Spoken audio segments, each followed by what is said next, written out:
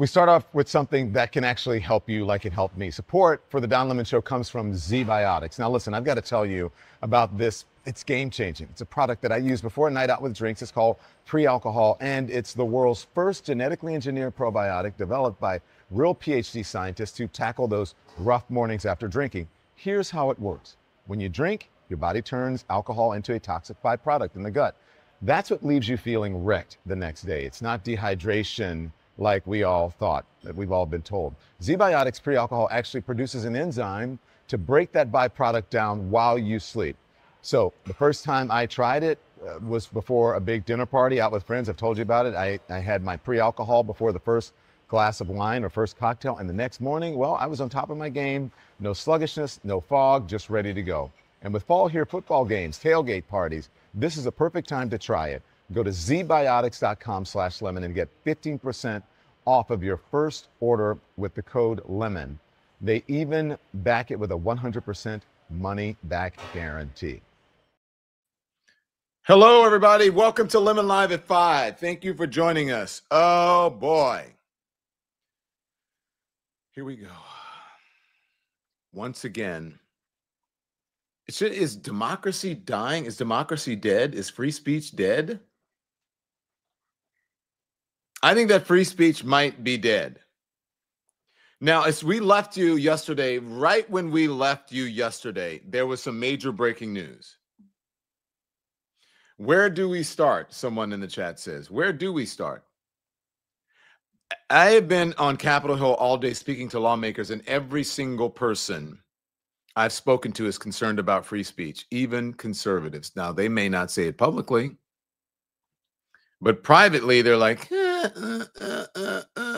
Now, I spoke to a couple on the streets who said, hey, we're MAGA. We're happy. We're glad he got his comeuppance, meaning Jimmy Kimmel. And so the breaking news is, because there's more, the breaking news that happened last night when we left was about Jimmy Kimmel. And then there's more breaking news today. So as we are streaming to you, there's major breaking news. Late yesterday, just after this show, ABC announced that it is pulling Jimmy Kimmel Live off the air indefinitely, following immense pressure from Donald Trump's FCC.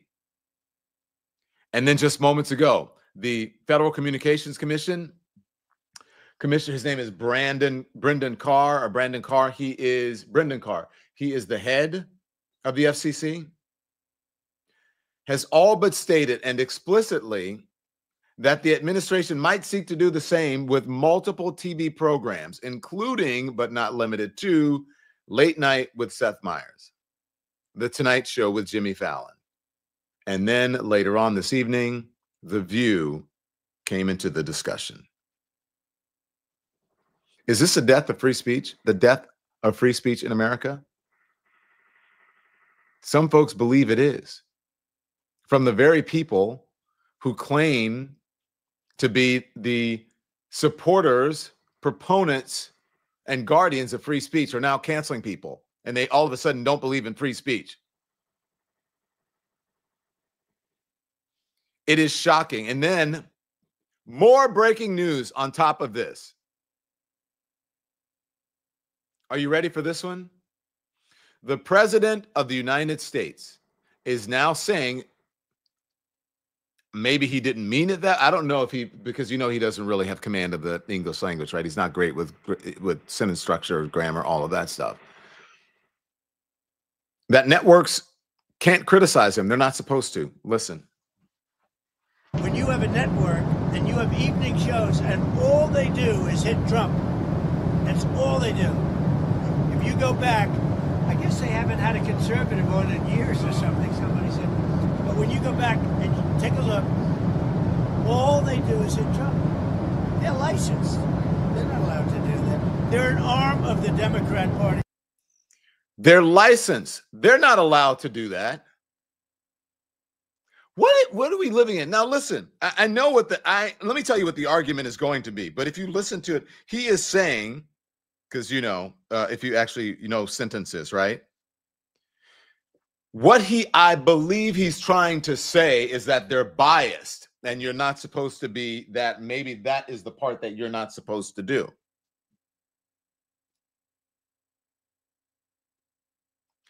Tom Maxwell, I understand what you're saying. No, Don. Tom Maxwell in the chat says, no, Don. He said exactly what he means. They're not supposed to do that. Okay. Let's take it literally then. That should send the chill, as I've been saying, up the spine of every American. And also that should send the chill up the spine of even Republicans who have been touting for years. Free speech, you guys are trying to, you're censoring Republicans. You're censoring conservative thought. You're censoring comedians. So then how do you continue on with that argument in good faith when you're the ones now who are canceling people? And let's not forget what this is all over. Conservatives or MAGA or some folks didn't like the response to people criticizing them the way that they were responding to the Charlie Kirk situation. They weren't criticizing, for the most part, that I have seen, and I don't believe Jimmy Kimmel did as well. They were not making fun of Charlie Kirk. I never heard Jimmy Kimmel make fun of Charlie Kirk in this instance. Maybe in a show he's done it before he was killed. But I've never heard Jimmy Kimmel make fun of him after. He was actually making fun of the president's response to what happened, sadly, to Charlie Kirk. Find me please the soundbite where they believe it's part of the reason that he was let go. And because we didn't get to play it yesterday, we played it on social media, but we didn't get to play it, or we didn't get to play it this morning in the show. Of the soundbite that they believe. Now I listened to the soundbite and I said, he's making fun of the president of the United States. I don't see that he's making fun of Charlie Kirk at all. When I spoke to this couple this morning, a MAGA couple, and they said, well, I think he was making fun of Charlie Kirk. That's what I get. And apparently, maybe they didn't watch. Here is the soundbite we sent the soundbite in the chat last night. Here's the soundbite of what they believe happened. This is the thing that they believe got Jimmy Kimmel in trouble. Here it is. We hit some new lows over the weekend with the MAGA gang desperately trying to characterize this kid who murdered Charlie Kirk as anything other than one of them and doing everything they can to score political points from it. Anybody who's been watching the channel knows that I've been... Okay, that's not the thing. There's one from last night. I want the full one so that we can play it. And not the Bulwark one, the one from last night. I don't want the commentary. I want the soundbite from last night. If you listen to it, it's a joke. Now, I have to tell you, as we were going through this, I came home. I am staying in a hotel. I don't consume traditional, what do you want to call it? Corporate media, unless I'm in a hotel and I flip the TV on and it shows up on the channel as I'm trying to find the streaming thing so that I can go and look at YouTube and other stuff. And so it turns on when we got back from getting MOS live last night. When I flipped it on, it was on Fox News. And it was on their late night comedy show. I think it starts at 11 or 10 o'clock. I'm not exactly sure. And the comedians were sitting around making fun of Fani Willis and putting her head on weirdly shaped bodies in bathing suits and just having a good old time laughing at her and mimicking her and I guess their gentleman friend from the whole thing. And I said, how is this any different than what Jimmy Kimmel got in trouble for? It was actually worse. And I was sitting there wondering, is the FCC going to try to do something about this? Is Trump going to be mad? Are they going to try to cancel?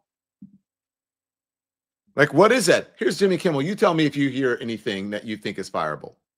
We hit some new lows over the weekend with the MAGA gang desperately trying to characterize this kid who murdered Charlie Kirk as anything other than one of them and doing everything they can to score political points from it. In between the finger pointing, there was grieving. On Friday, the White House flew the flags at half-staff, which got some criticism. But on a human level, you can see how hard the president is taking this. My condolences on the loss of your friend Charlie Kirk. May I ask, sir, personally, how are you holding up over the last day and a half, sir? I think very good. And by the way, right there, you see all the trucks?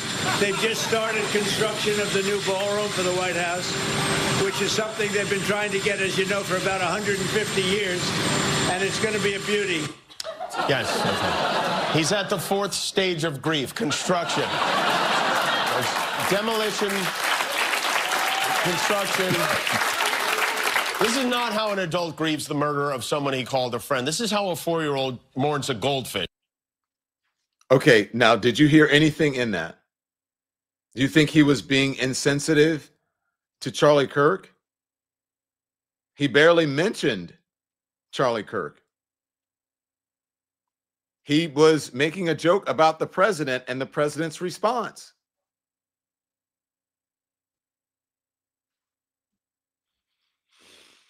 Here's the thing. I believe when Jimmy Kimmel made that joke, I think it was on Monday or whatever earlier in the week, the details that they released about the alleged shooter had not been released yet. And I believe he's right. If you look online, people were spending the weekend trying to say, this person isn't MAGA. He's not conservative. He's not one of us. He's one of them. He's a liberal. And so I'm trying to figure out where the misinformation is and what the deal is, if there's anything, or if this is just an excuse to purge and get rid of a voice that they don't like, that they don't agree with, and that they're threatened by. That's what I would like to know. And what case does the FCC have against Jimmy Kimmel? Because I've been speaking to attorneys, and I don't know, I'm not an attorney, but they say this case it probably will never go to court and would not pass muster. I'm going to talk to a legal expert soon, and then we'll figure out if that is so. But everyone, including conservatives, should be extremely concerned about this. I want to bring in now Monique Presley, our legal mind, legal analyst, political commentator, and a dear friend of the show. Monique. Hey, Don. So before we get into the freedom of speech thing and where are we, would that hold up in a court under normal times and normal circumstances? Would hold up in court? If they played that tape of Jimmy Kimmel and said, this is what he said, therefore he was in violation of something and he should be pulled off the air for misinformation or whatever it is. Right. There's been one time, okay, in the history of us having an FCC. In 1969, the United States Court of Appeals, an opinion written by Warren Burger, directed the FCC to revoke Lamar Broadcasting's license for the television station WLBT due to the station's segregationist politics and ongoing censorship of NBC network news coverage of the U.S. civil rights movement. What are you saying? Welcome. First of all, I'm saying if there are first-class seats available to Wakanda, I would like to purchase, because we are at that moment in time where every sensible person of conscience, especially those of color, need to have like the B plan turn into the A plan. I'm secondly saying the only time that this body thought it was justified to entirely revoke a license was because of violation of the civil rights of broad swaths of people through censorship. And Warren Berger in 1969 is who wrote about it. Third, I'm saying these were jokes and are protected speech for government censorship under the First Amendment. So the government would not be able to censor or prohibit or silence this speech by Jimmy Kimmel with any basis in law. But last, I want to say the FCC didn't do this, and neither did Trump. And that's where I think that's the most important thing that I think I can say today. What do you mean the FCC didn't do this and neither did Trump? The FCC did not indefinitely suspend Jimmy Kimmel's show. Donald Trump did not indefinitely suspend Jimmy Kimmel's show. Here's a good definition. Extortion, the practice of obtaining something, right? Extortion is defined as the practice of obtaining benefit through coercion, through threats. In most jurisdictions, it is likely to constitute a criminal offense. But what we're watching is the federal government via the FCC, and Brendan, we're watching in broad daylight the extortion of media companies over and over again. This is only the most recent example where they use the power or abuse the power, which is what Vice President Kamala Harris just posted about it, and you've seen President Obama's posted, people are posting. They abuse the seat of power and they abuse their ability to do something by throwing the language out there in a threat, in a speech. They say that maybe the FCC needs to look into it, or Trump says maybe they shouldn't have their license. And what the real offender here does, ABC and Disney and ESPN, all of them, what the media company does is they comply in advance. They are spineless, they are feckless, they have legal legs maybe to stand on if they would choose to stand on them and fight, but instead, yes, sir. Yeah. Yes, sir. The only person I've heard really go to where you're going. I'm going to say that after this, because remember, Monique talked about the media companies. It's not media companies, it's people that are making those decisions, right? But I want to play this. This is Brendan Carr this morning on CNBC talking about the terms for which Jimmy Kimmel could be let back on the air, which includes, because you're the one that mentioned bribery, or what did you say? Bribery, extortion? Extortion. Okay. All right. Monique's words, bribery and extortion. And you mentioned that. And so maybe he would have to donate something, or maybe, but this is Brendan Carr. I'm sure you saw it. Here it is.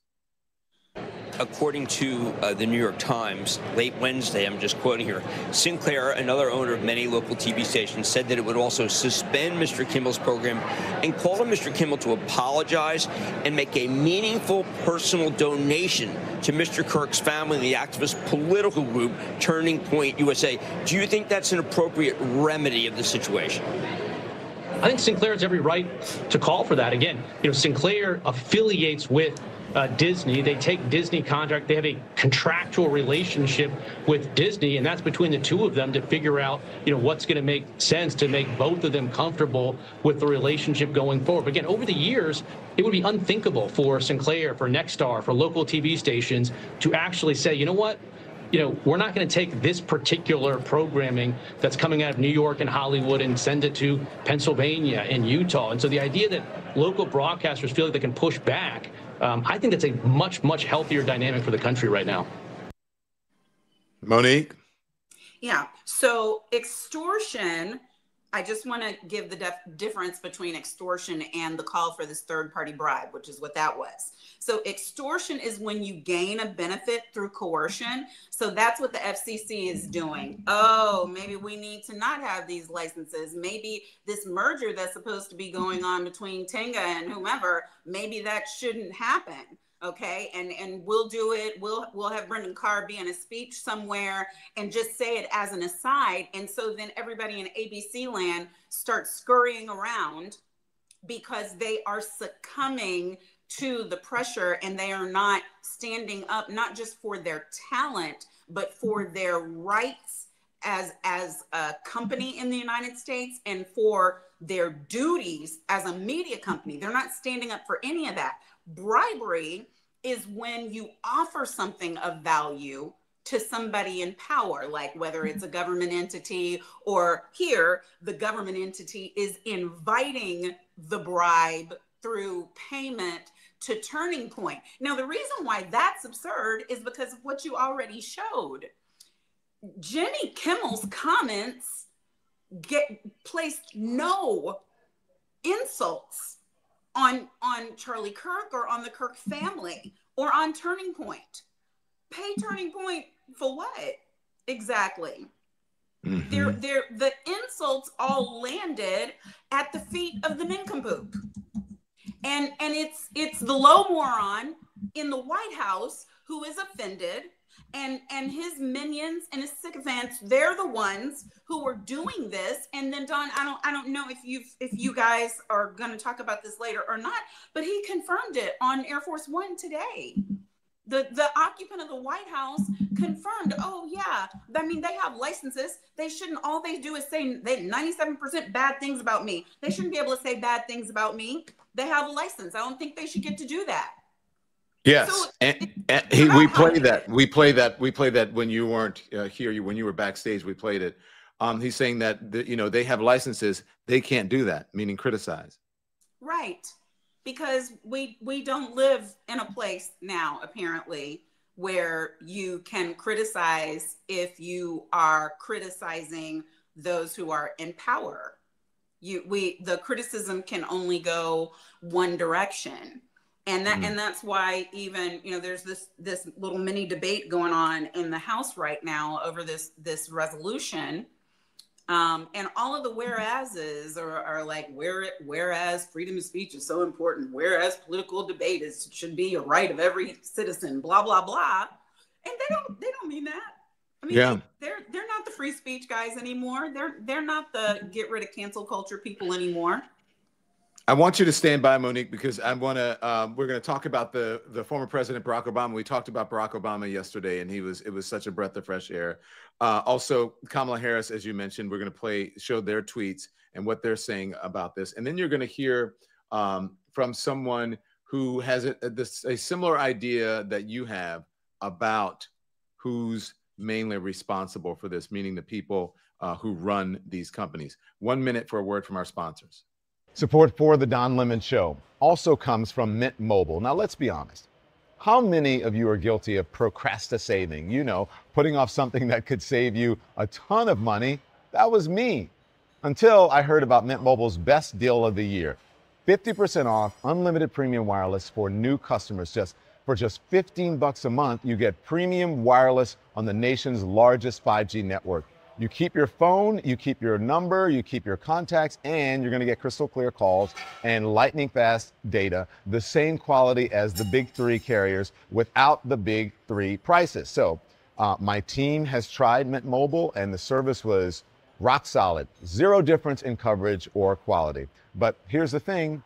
This deal ends on September 22nd. So quit stalling and start saving. Go to mintmobile.com/DonLemon to get started. That's mintmobile.com/DonLemon.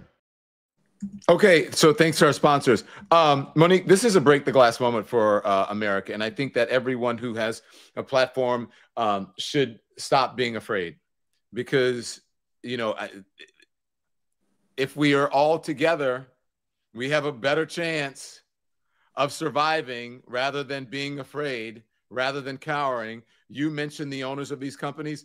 Kara Swisher, my friend, was over on the CNN calling out and saying something very similar about what you're saying. And this, obviously, ABC is the company doing it, but Bob Iger runs ABC. Here it is. Right.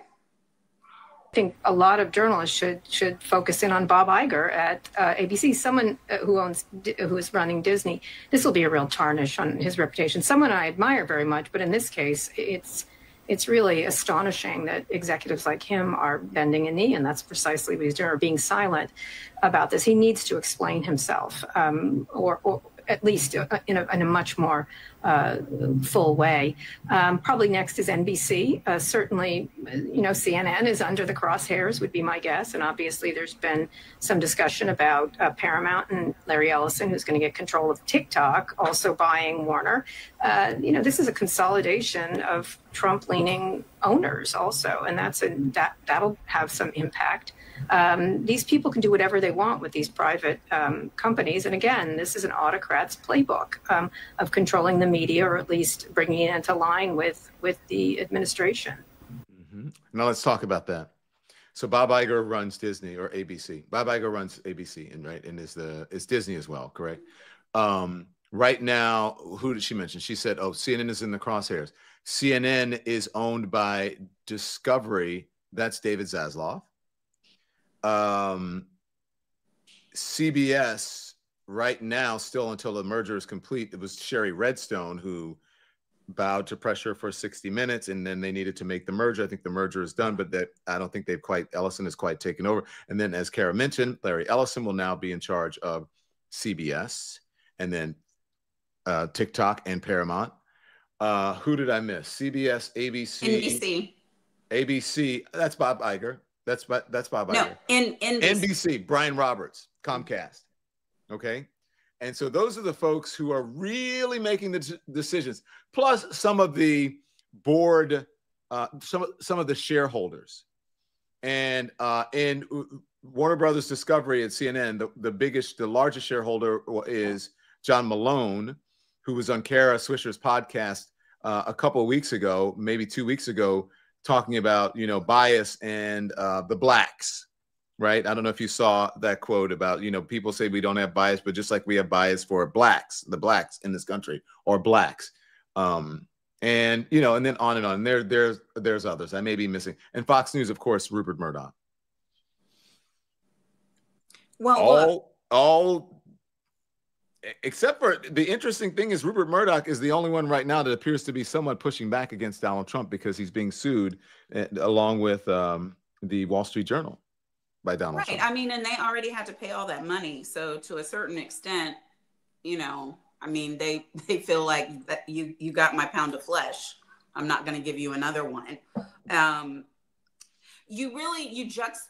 juxtapose it this way. I was thinking about this all day today. I know you've covered this story, and I'm not trying to bring up the story, but by way of analogy, you look at what's happening with Dr. Lisa Cook and the Federal Reserve Board, and how her position as a governor came under attack and is under attack by this administration today. They've moved to try to get the Supreme Court to do something about it. But when it was first announced by Twitter that they were accusing her of fraud and that she should resign, and then the president of the United States is saying she should resign, that was this ABC moment. That was this public extortion, this public threat, get out of the way. And she could have just resigned and forsaken all of her duties, her sworn oath to the Federal Reserve Board, all of the things. Instead, she says nothing publicly because she has the right to remain silent.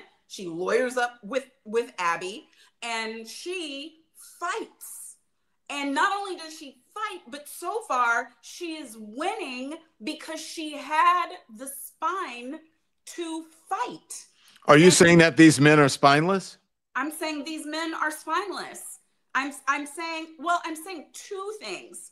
I'm saying that they lack the resolve, and I'm saying that maybe they think that they are beholden to their boards to do what is most financially expedient. They're counting the cost, and they think that this is what will save them the most money, which you know, they have a fiduciary duty. I'm not saying that they don't, but I'm saying they are short-sighted in seeing it that way, because this is a slippery slope.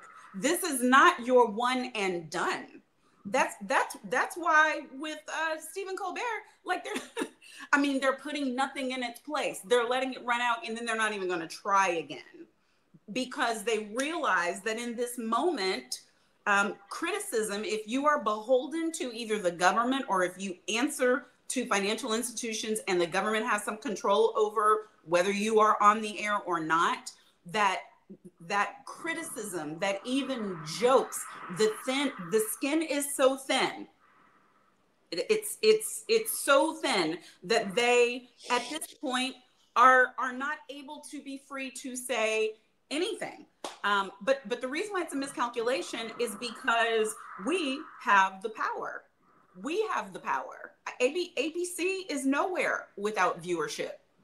Okay, so then what does that mean? Because I've been asking lawmakers, does this mean boycotts? I see people online saying, you know what, I'm going to boycott Disney. I'm boycotting ABC. I'm going to get rid of my Hulu.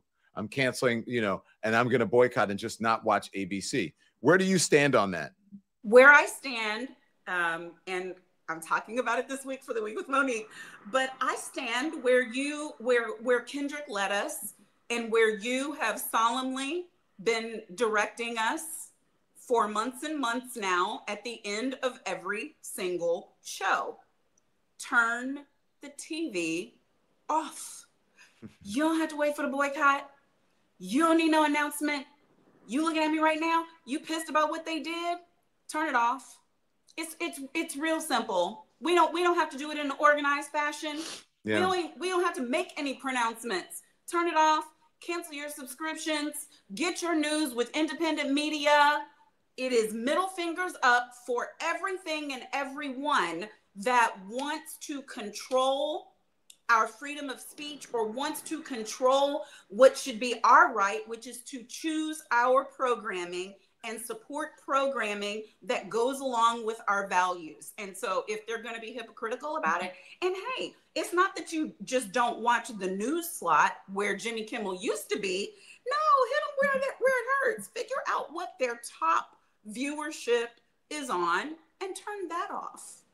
Well, Brendan Carr, as I mentioned, the shows that he's mentioned that, or folks asked him about, and like Seth Meyers and whatever that could be next, and The View. Let's listen.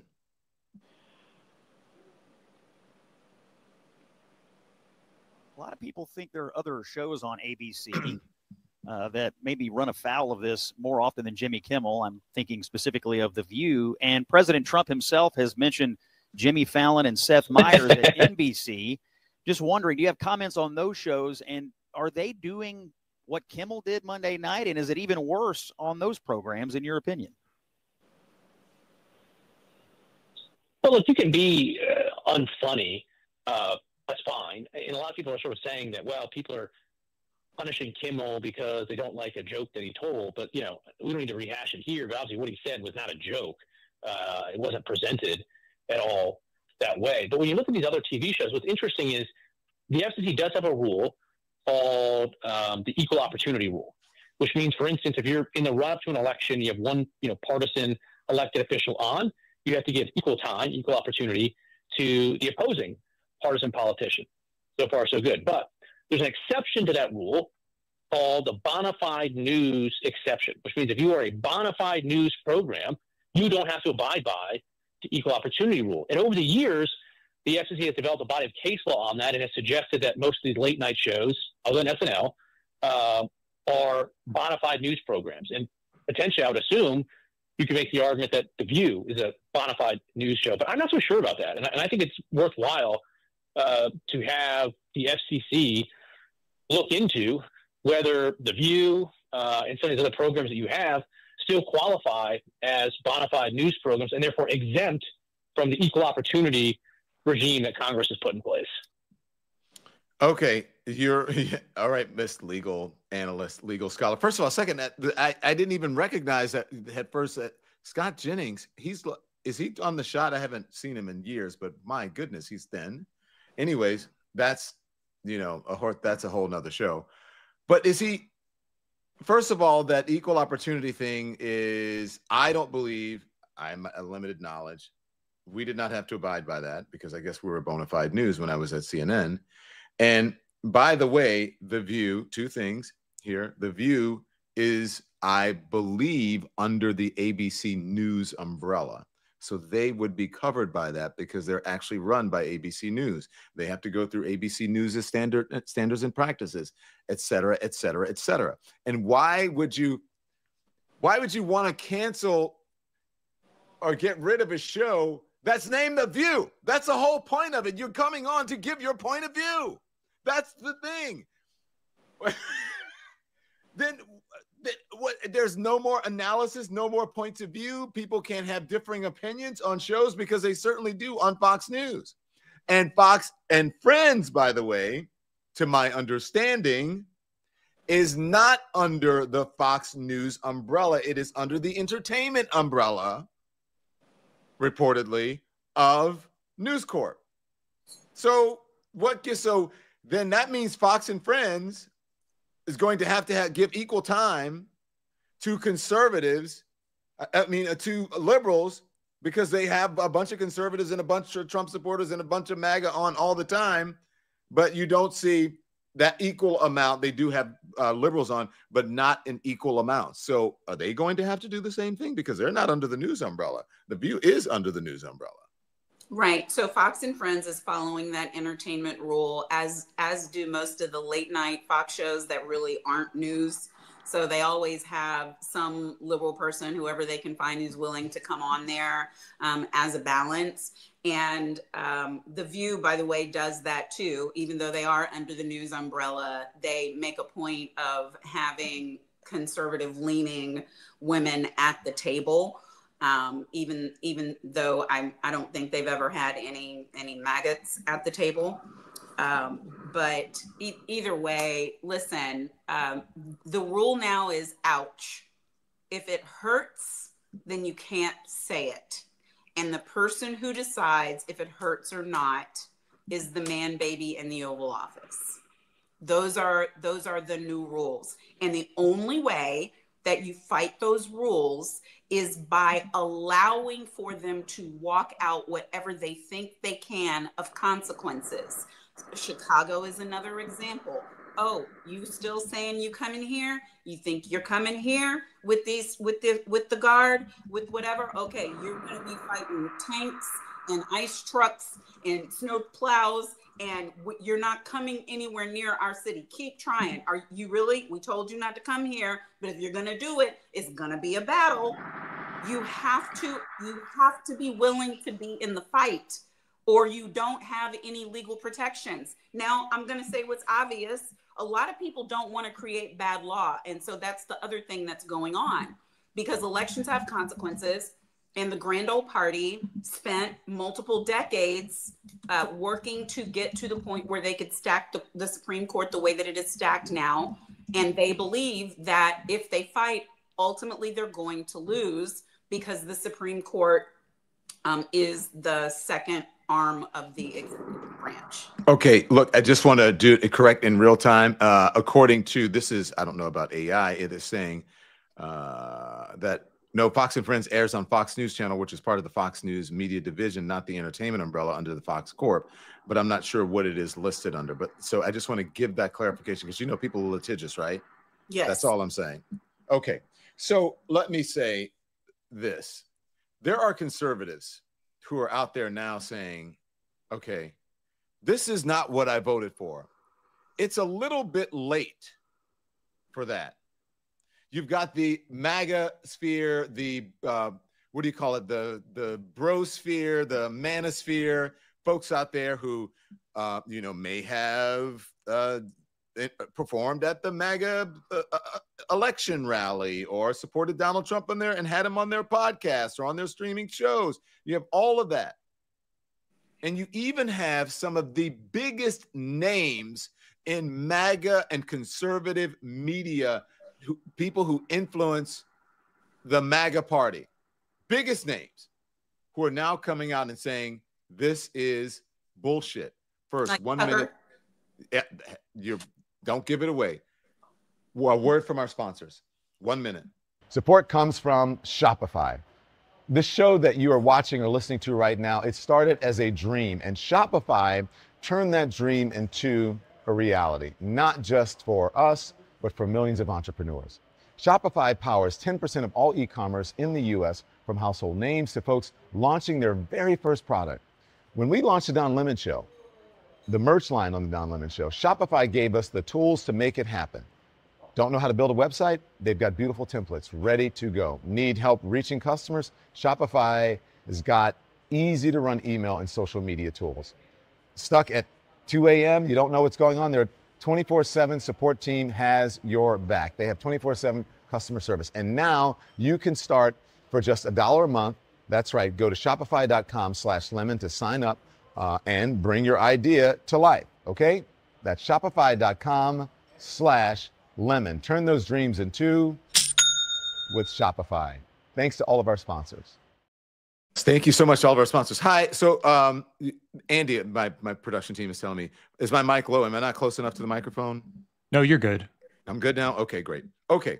So you gave it away, Monique, but that's okay. I won't, because I love you. But I'm going to tell you. So this is, let's play Tucker Carlson since you mentioned it. Tucker Carlson is out here saying, yeah, you guys are going down a slippery slope. I'm not sure if I agree with this. Here is Tucker Carlson.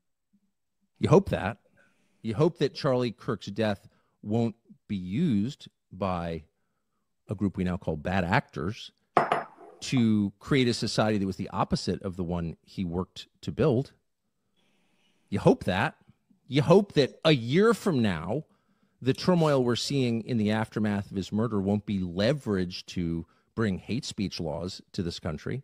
And trust me, if it is, if that does happen, there is never a more justified moment for civil disobedience than that, ever, and there never will be. Because if they can tell you what to say, they're telling you what to think, there is nothing they can't do to you because they don't consider you human. They don't believe you have a soul. A human being with a soul, a free man, has a right to say what he believes, not to hurt other people, but to express his views. Wow, he's saying that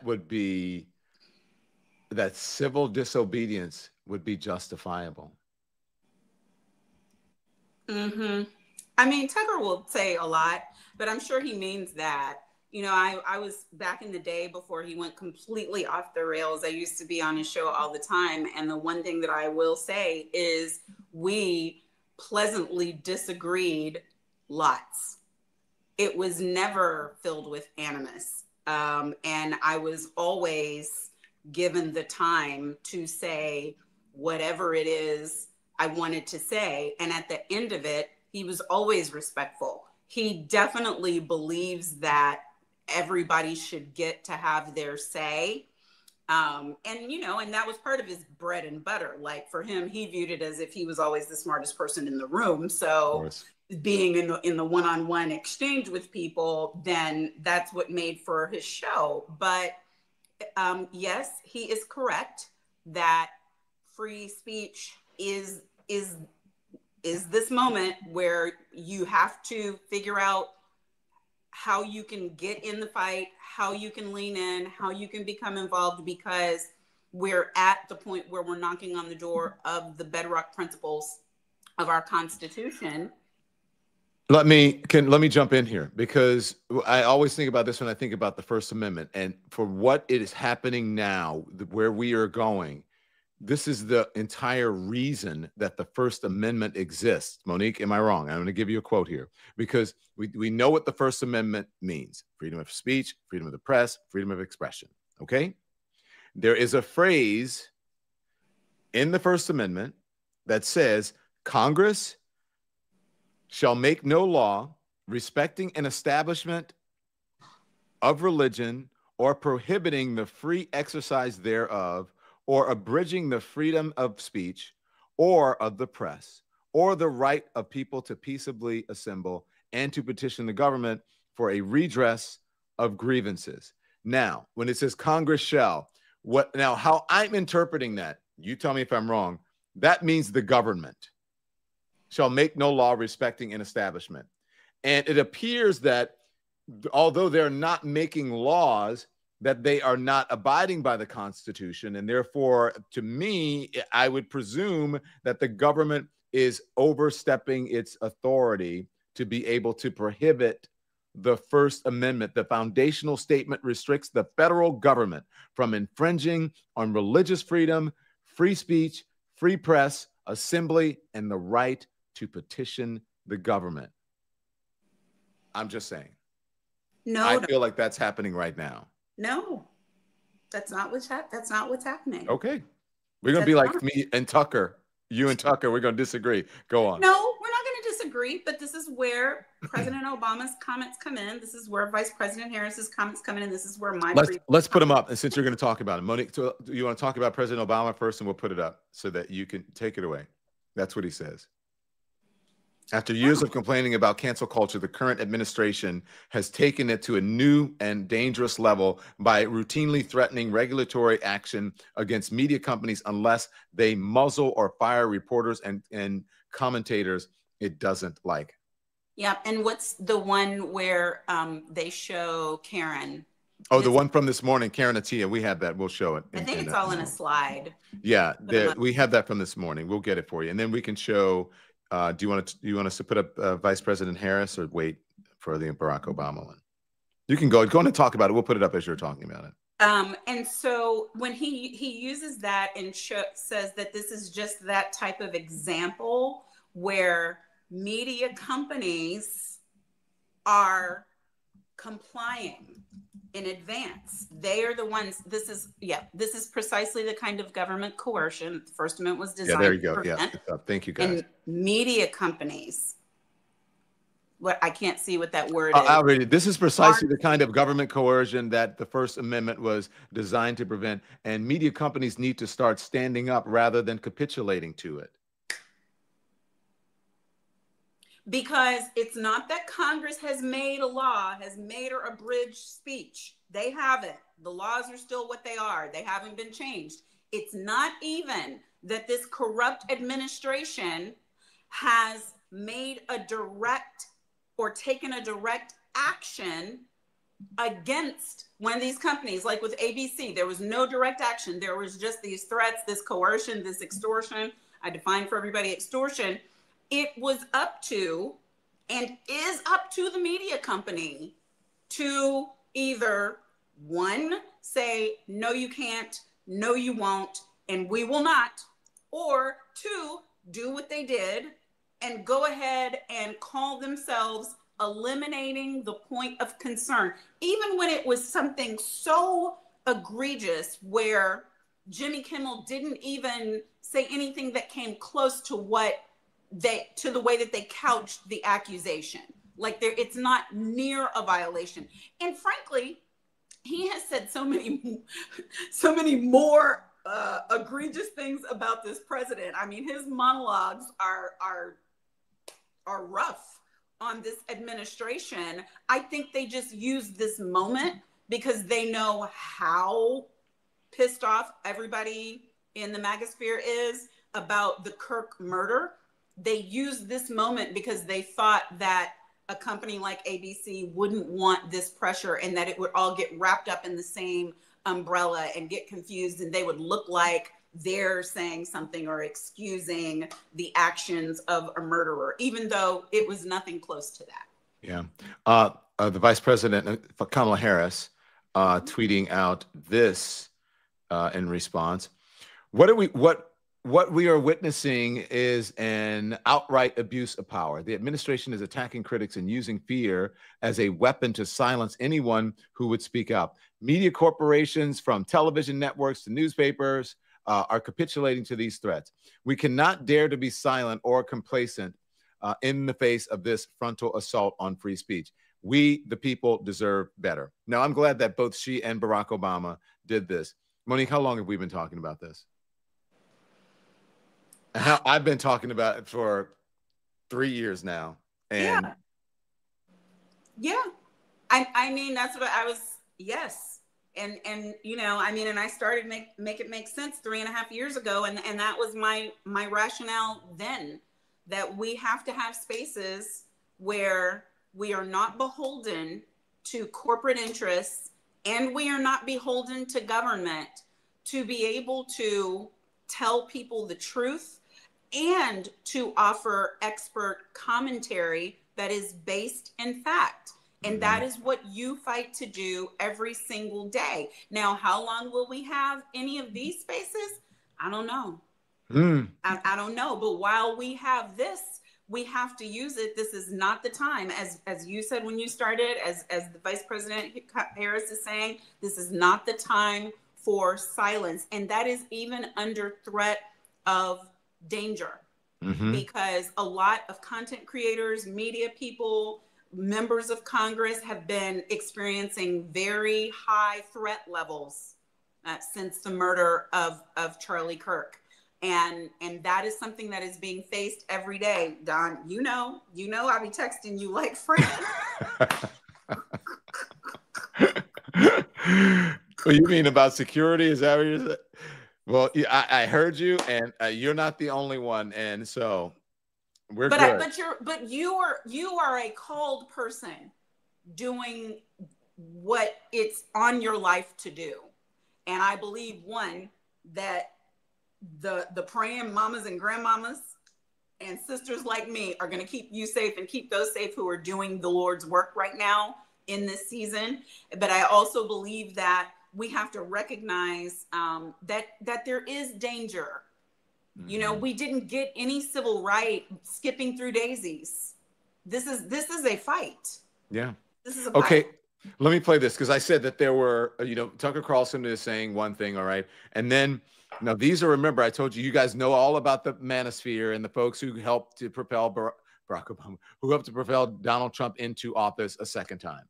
And that is the young, mostly white guys, a lot of young white guys, but there are some young, diverse people as well who listen to these podcasts, and they are co-opted by these things. Now, this is from Barstool Sports. This guy's name is Kevin Clancy. He breaks down what he calls Brendan Carr's hypocrisy. It's on social media, but again, Barstool Sports. If you know Barstool Sports, what's the guy? Oh my God, what's the guy's name? Who is Barstool Sports? Dave Portnoy is Barstool Sports, but this isn't Dave. This is Kevin Clancy. Here it is.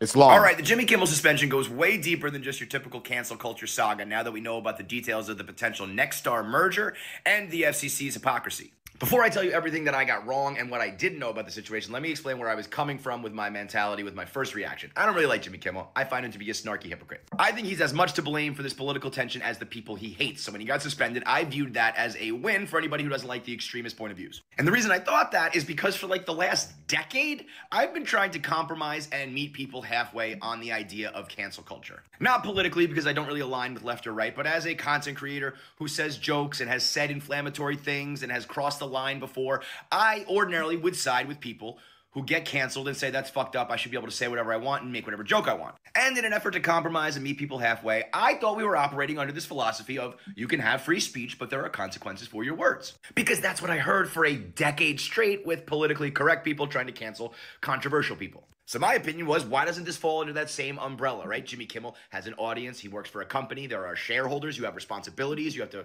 operate within those parameters, and he didn't. What I did not know about was the blatant hypocrisy from the FCC and even what the purview of the FCC is. I was under the impression that the FCC monitors broadcasts for the general public interest, that you're going to protect children and you're going to stop hate speech, and you're there to basically patrol the overall well-being and peace of society in terms of broadcast.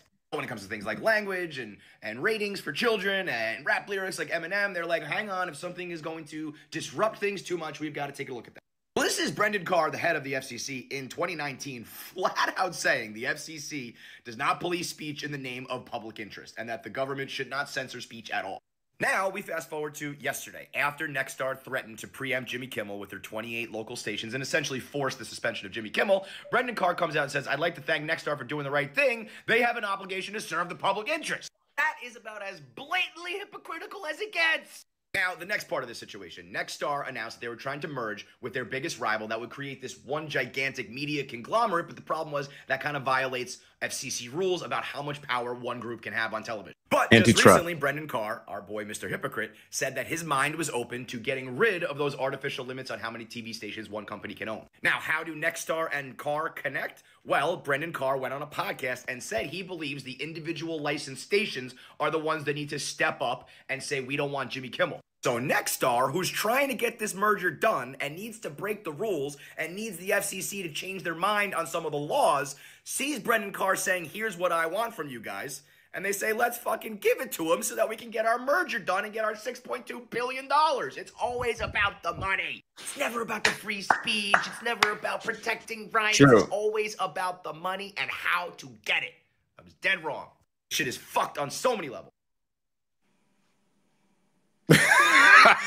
It's always, I've been saying that. That's and right. when I say it, they're like, oh, you have Trump derangement syndrome. You are a liberal, lefty, whatever, neither of which is true. But now the Magasphere bros are finding out. One more. This is from the Flagrant podcast. And they were glazing Donald Trump before the election. It was crazy. And now this is what they're saying. This seems like a big attack on free speech. And yeah, I think we've been pretty staunchly in favor of free speech. And it is funny to watch right-wing people just become left-wing people. Because I said something about how you're a snowflake if you think you should be. If you agree with this, that's some snowflake shit. And somebody was like, you clearly don't even know what the First Amendment means. And that's exactly what left-wing people used to tell me. Freedom of speech doesn't mean freedom from consequences. Right. So y'all have just switched. Yeah. Now, again, this has nothing to do with what happened to Charlie Kirk. That's a fucking horrendous thing. Let's get that out of the way.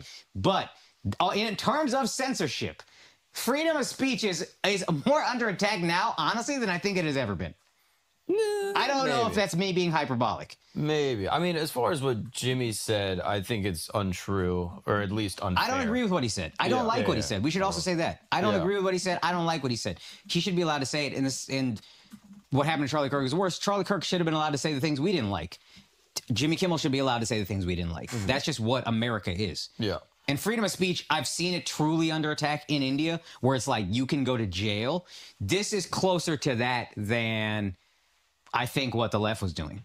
Which is like the FCC putting, as much as we didn't like left-wing shit, like far left policy or far left whatever thoughts, it wasn't like Joe Biden was putting pressure on somebody to get canceled for saying retard. You see what I'm saying? Yeah. That's what makes this different and scarier to me and closer to what India has. Then that's what makes it an actual attack on free speech to me. Yeah.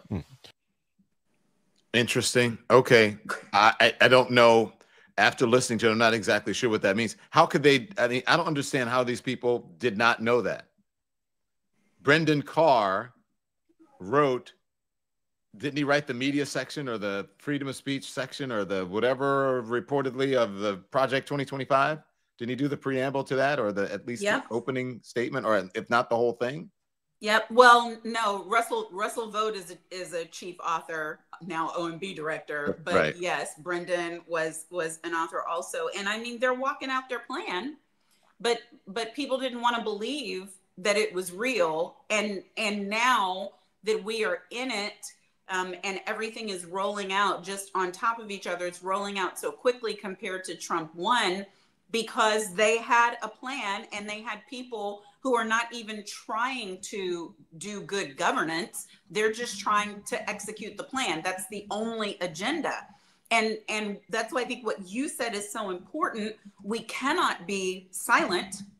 We cannot refrain from saying the things that need to be said, because they will lull you into just a dizziness and a frenzied pace that you kind of have to just shut your eyes just because everything is going like this and like this and like this.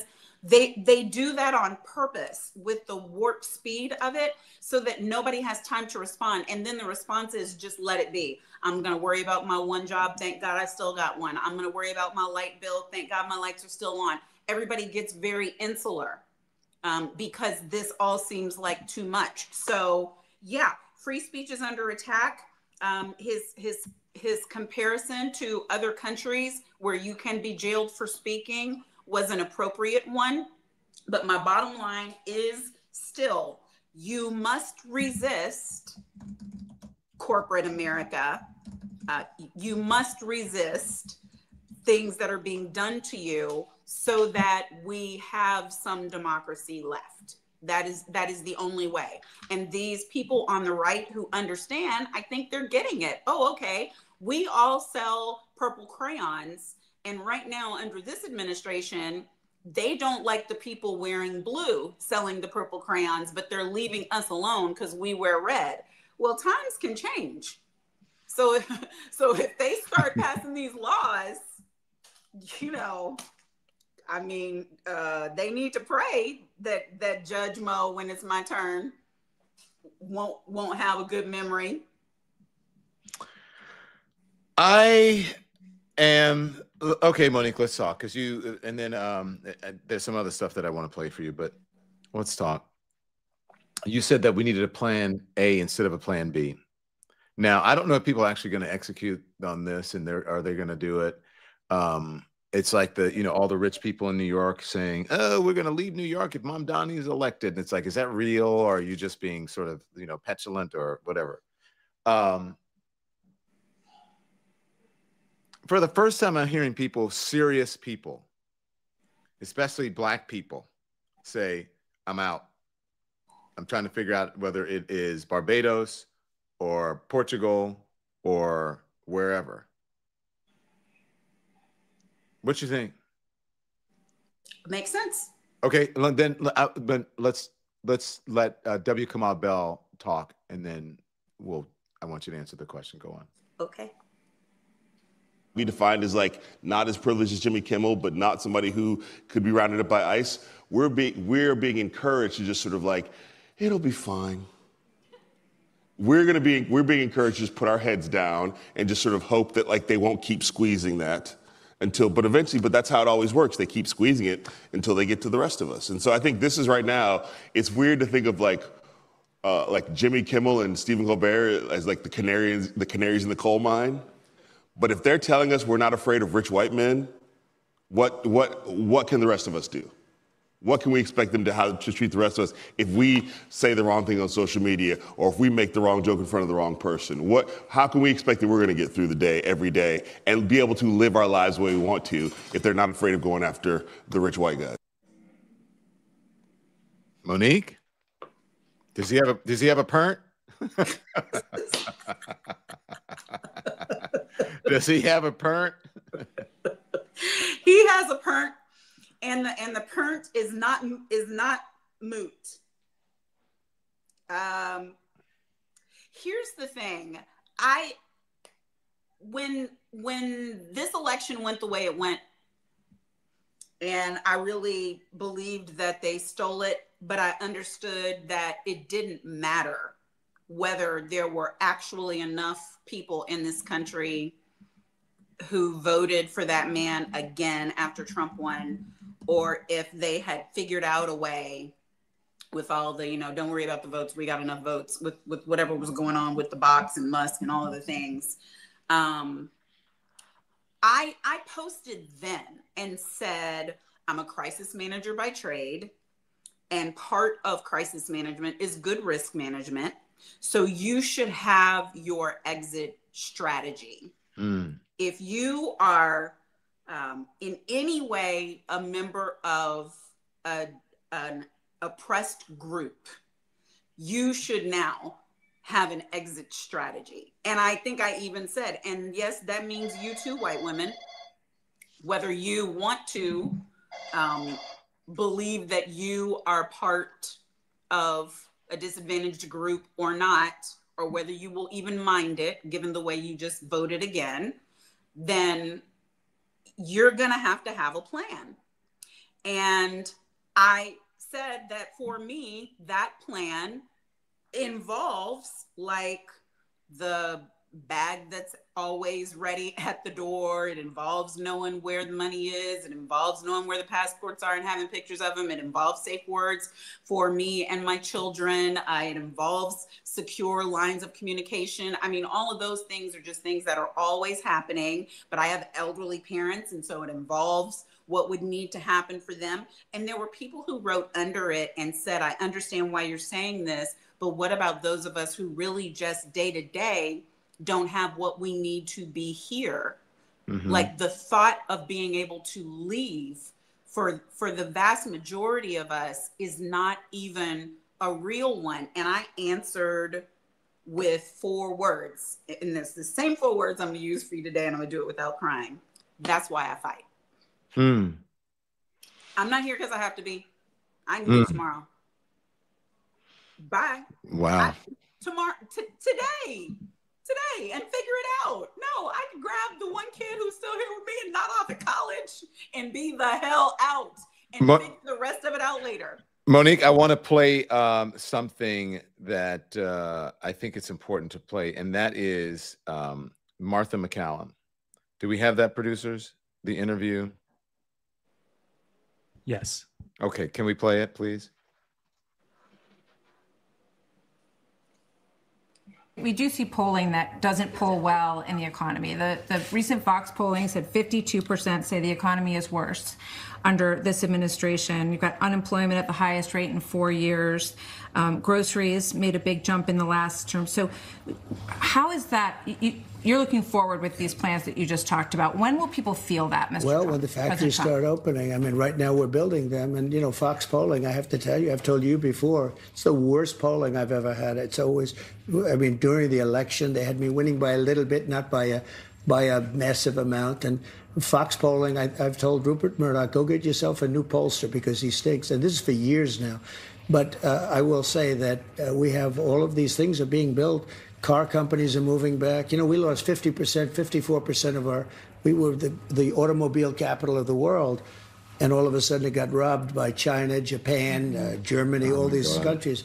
Those companies, they're all coming back now to the United States. They're building car companies and factories all over. They're coming back from Mexico and Canada.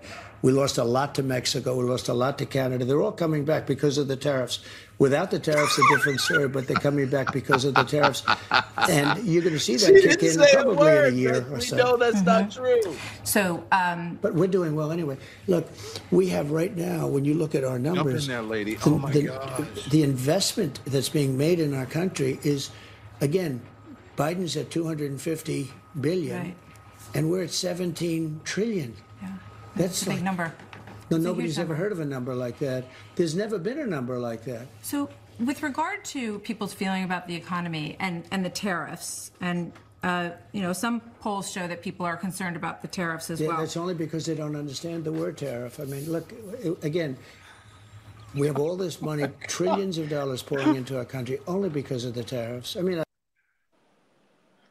Is she look? I thought she pushed back more on there, so I don't know. But is she gonna? She told him that the polling people don't like it, and he said, "Well, I told Rupert Murdoch he needs to get rid of his polling. He needs to get rid of the polling because he doesn't like the polling. He needs to get rid of the head of Bureau of Labor Statistics because he doesn't like it. He needs to get rid of a governor on the Fed board because he doesn't like her. She's a black woman, and he doesn't like that perhaps." You know, the head of the Fed is not lowering rates like that. That Jerome Powell's like, what is it?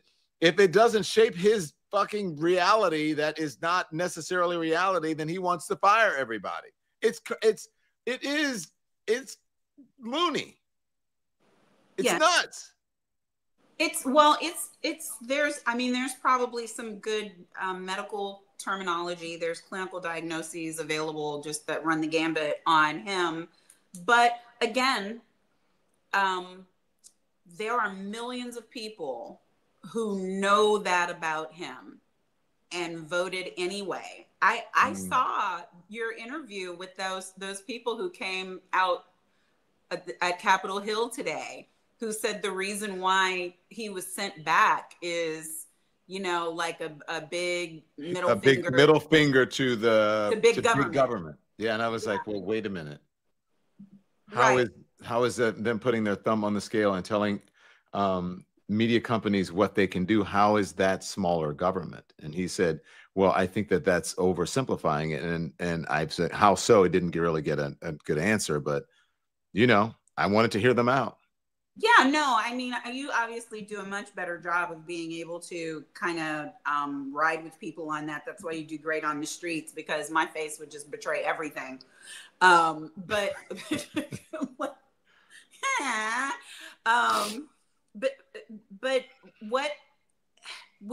I think our focal point, Don, has to be, we must resist.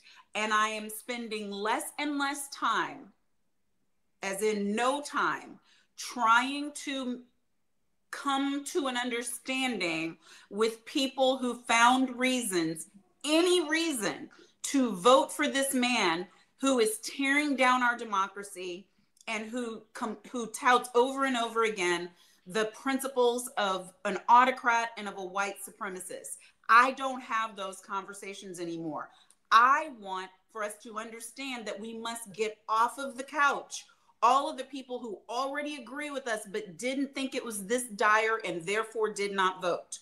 All of the people who thought it was enough to vote but don't think that they need to lean in and be involved. There are more of us. All we have to do now is figure out a way to keep having elections so that we can get some power back. And we've got to fight these fights. So yeah, if it's ABC today, if it's NBC, they depend on viewers. We have to say something to them about themselves, because trying to get Trump to change who he is, that's not happening. I want to ask you about something that was that we did this morning and that I found to be very important, and that was we had Karen Attia on the program. I don't know if you saw that this morning, exclusive interview with her. I want to play a little bit of it, and I want everybody at home to sit and listen to this just so you know what is happening in this world right now. Here it is. Are we going to have a mainstream media in 6 months? I haven't seen you anywhere. Son, I've been trying. We've been trying, to be able to have, a sit down, go on the TV, and it's increasingly clear, especially after what happened with Jimmy Kimmel. And I see it, I hear it from folks. People are scared. So you haven't been booked on any shows? I'm happy to. You're my first.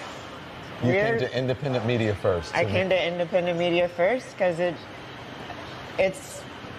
it's wild to see the. It's wild that some of my first memories of being on mainstream media to talk about Jamal Khashoggi, my colleague who had been murdered. My first time was on this fancy CNN set. I was still watching you on TV. Like the fact that you're the first one to sit down with me and we're just sitting in a cafe with your very handsome, very capable producer with a small camera is like a visualization of the path, at least for me, that I've gone being pushed in front of the world for free speech and protection of journalists and freedom of expression. When my writer was killed, I got the star mainstream media treatment. And it's hitting me that whatever new journey this is going to be for me in terms of defending the right to express yourself, that you and I are sitting here eating scrambled eggs in a cafe, right? Yeah. And now this time, of course, like my colleague lost his life but for expressing himself in the Washington Post. I lost my job for expressing myself in the Washington Post. There are no black columnists left at the Washington Post. And here I am sitting here with you, and you're the first one. I know every single person in mainstream media, every single anchor, and I know they wanted you on their shows. Why haven't you been on to talk about this? Why haven't you, a prominent black journalist in this, who is part of the journalism profession, the First Amendment, free speech, why haven't you had a giant sit down with someone sitting on a fancy, shiny set? That's what I want to know, Karen Attia. That's what I want to know. Yeah, I'd love to know, but you know what? I'm glad that I'm doing it with this. I'm glad you're doing it with me too, Yeah. but I want to bring light to the danger of what's happening right now. So, you know, you're part of, you interviewed Donald Trump for So here it NABJ. is. You came Thank on you. our That's show good and we enough. discussed it. Monique, that's a damn shame. That's a damn shame. You know. That's a big story, and I don't think she was saying it wasn't lack of trying from some of the anchors and producers, but it was a no, not right now. And these are the people who are charged with disseminating the information. Yes, but you know what? I sent her a note when the first time when her class got canceled. I sent her encouragement then, and what she did by launching her own class instead, and it's selling out, and to me was a sign, like a preparation and an answer for all of us right now, that we really are being emancipated. It's not punitive if you recognize the times we are in and prepare now. Like, there's no journalist of color or a woman on the liberal side of the streets who believes in speech or things like that, who shouldn't already be ready to be let go, and they should be up and running again. I'm not saying walk away from your job. You ain't got to. Keep your check, as Whoopi says. Unless you married well, keep your check. Keep your check. But if it happens while you're fighting, and I hope Karen does fight in court, but if it happens, be up and running. And I thank you, Don, for just, every time it happens, you're like, now you're the welcome wagon. Like, come on in. Water's fine. Come on. It is. It's fine. You got to work your butt off, but you're going to be fine, as you know, right? And all you have to do is be authentic. And, Monique, thank you. You're welcome. It was so great to hear from you. And the thing is, I think, oh, by the way, am I right that most of these cases wouldn't see the light of day inside of a courtroom? There's no case. Right. There's no case. It's just no strong arming going on. Yeah. And was it even that? How strong was the strong arm? For this is really just like fall on your sword. Yeah. It's unacceptable, and we should have something to say about it. We should. Thank you, Monique. I'll see you soon. You're welcome. All right. Thank Bye-bye. you. Monique, friend of the show. Amazing. I love hearing from her. So there you go. That's where we are. As I said about Karen, that's a damn shame. Now, you guys know this woman was a big time journalist. You remember her? She was part of the I believe the NABJ folks who interviewed the ladies who interviewed the women journalists who interviewed Donald Trump during the election at the National Association of Black Journalists, and he treated them so poorly. And then Karen came on to talk about. I think Karen. She didn't interview him. I think she resigned or something as the head of something. She wouldn't do it. And she came on to discuss it. But she has whether you know her or not, she's an important role as a writer at the Washington Post, a very important role. And the circumstances for, surrounding her dismissal from the Wall Street Journal, I believe, needs to be discussed and pointed out. And it should be covered. I know that when I was sitting in one of those chairs, I would have made damn sure that we had a Karen Attiah on the show to discuss such topics. Because there is no large enough minority or Black-led media network. So in the spaces that you're in, one must fight to have those voices elevated and profiled and platformed. Just as there is no, and you guys are going to think I'm nuts. Some of them, some folks, I'm sure the right wing, when they hear this, are going to, there's no left wing strategized media machine that protects Black people and liberals the way conservative media does.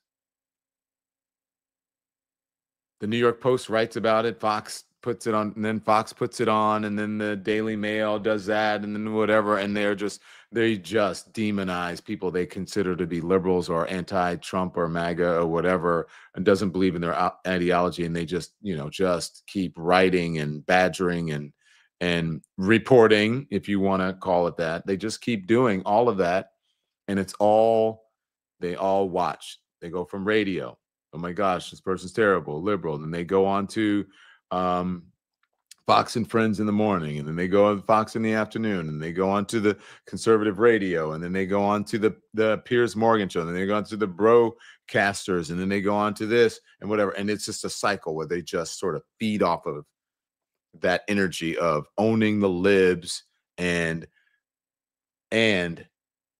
not treating people of color fairly in the media and reporting the context of our relationship to America, which is uniquely different than any other ethnicity here. That doesn't matter to them. And so I was shocked, but not surprised. This is where we are. It's a media echo chamber. Thank you guys for watching. We're still here. We're fighting the good fight. I'm out here every day in these streets. I was live for almost 5 hours today. Crazy. Out here talking to people and just trying to inform you. What I'm trying to do is peel back the curtain and show you our government at work. And quite frankly, show you just how hard it is or easy it is or whatever effort it is to be able to talk to our lawmakers and have them be transparent and have them listen and be accountable. I'm making some progress with the liberals or the Democrats, making a little teeny progress with the Republicans. I'm going to keep trying so that you can hear from them directly and they can answer to you directly. Okay? Directly.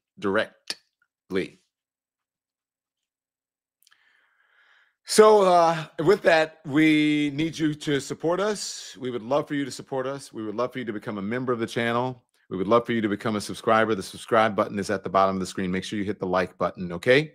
Make sure you hit the like button. It's at, the subscribe button is at the bottom right hand of the screen, right there next to the comments. You'll see it. And make sure you hit the like button. It does affect the algorithm. More people become aware of our channel, our content, and what we do here. And then what I want you to do as well is go on donlemon.com. You can click on watch right there at the top. That is our main show on YouTube. And then you can subscribe there or you can join. Our memberships are extremely reasonable. And that helps us to stay viable out here on these streaming streets, especially in this environment. Y'all go on and keep paying for cable. Keep doing it. See where that gets you. See where that gets you.